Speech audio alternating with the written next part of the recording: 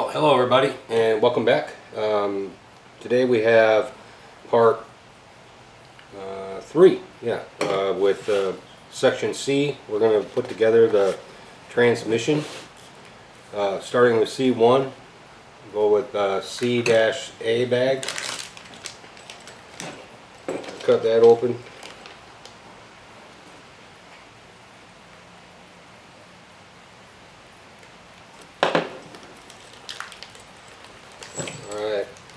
So this is basically going to be doing is building another differential, except this one is in the center for the transmission.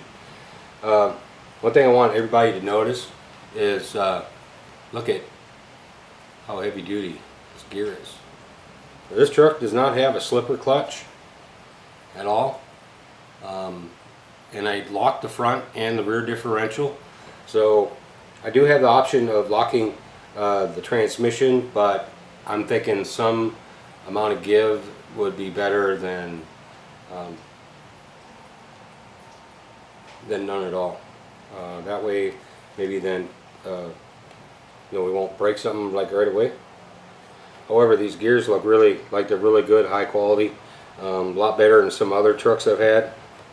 I mean, some of the other trucks I've had, they just looked like it was pot metal and didn't hold up at all. So, I mean, my Emax, I probably put at least 4 differentials in the back and 2 in the front for sure. So now I've locked the rear differential on that one, and it seems to not have as many problems.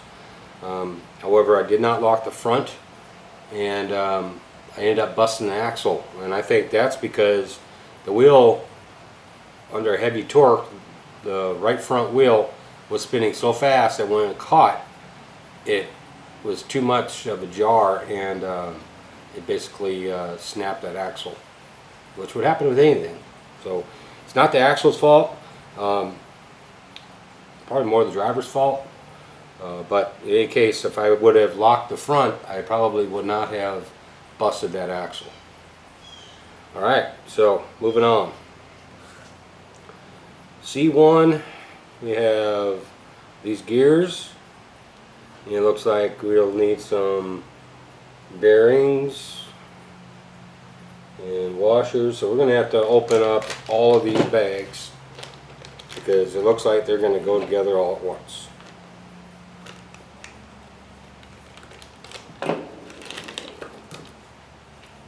Alright.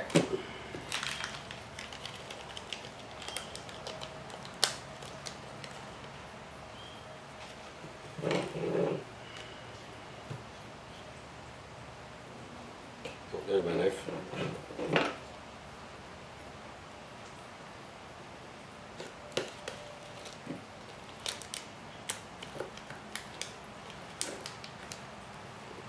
Okay, so C1 we have, now according to, like I said before in the other videos, orientation is going to be all of it. Getting these parts to put together in the right direction will make all the difference in the world when it comes to putting this thing together. Alright, so with that, okay, I got my gear, it's facing the right direction, and it looks like I'm going to need an O-ring and a washer. Okay, O-ring goes in here, then a washer,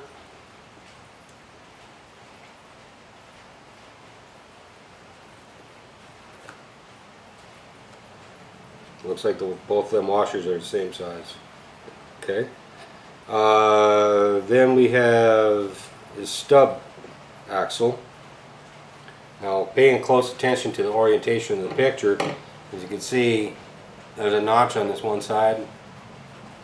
Now that goes in the back side of this gear, along with a bearing.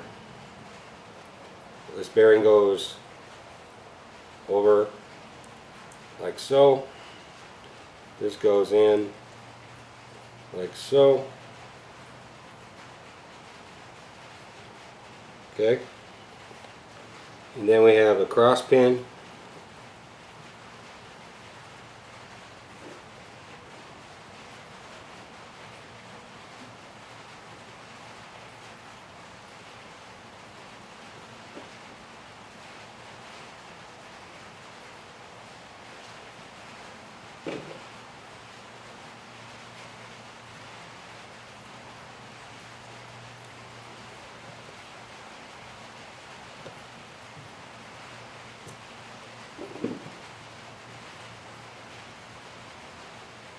Goes in and try to center it like that. Okay. So after that, we have one of these bearings. Goes in on top. And till it falls in place.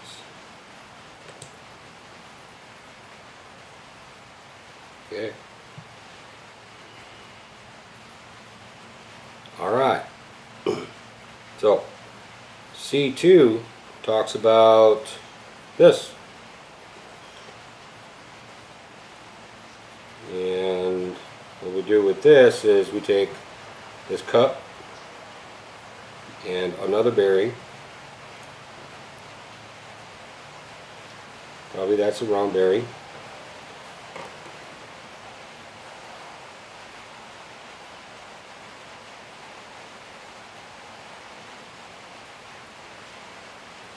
Though it shows it to be that one.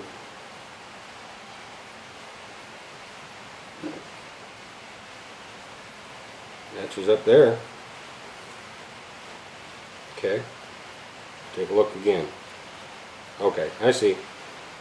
I like that. Alright, that goes on there. And the cup goes in. Then we have the other O-ring.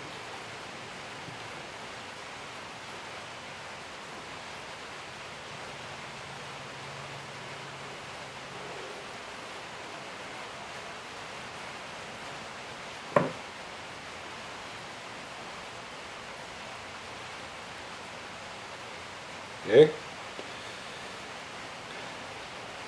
And the other washer.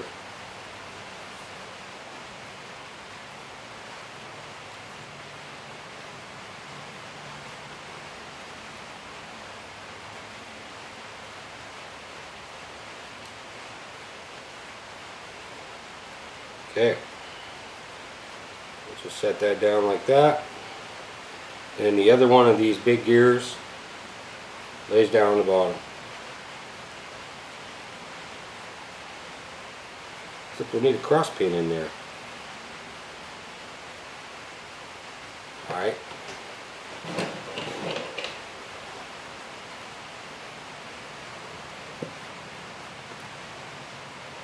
That part might get to be a little bit tricky.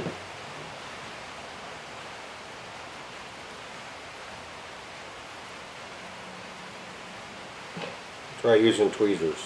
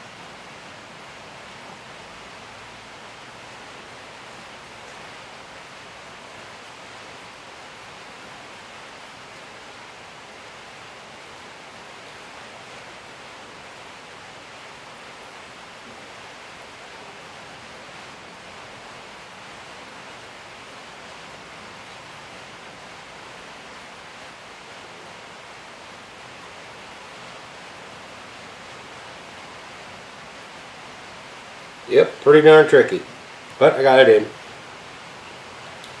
Put the gear on top.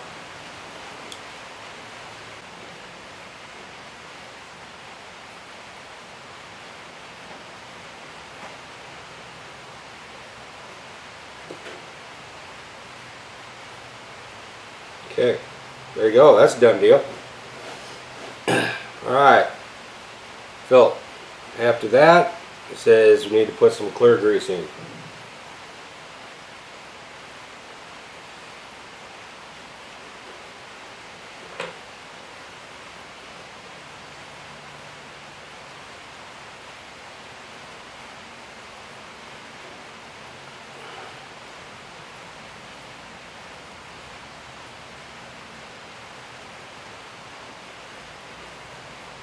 Okay.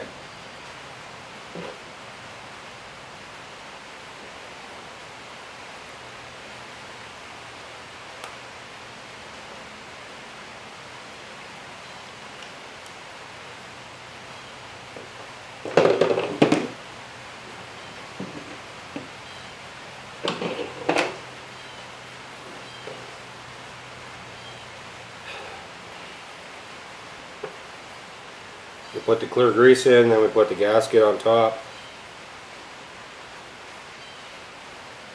like so. And this big monstrous gear right here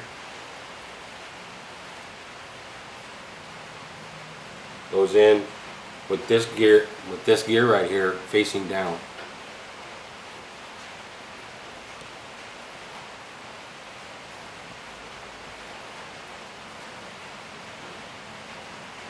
And of course it fell out.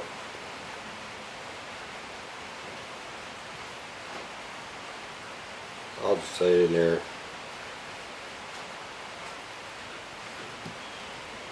And set it on top.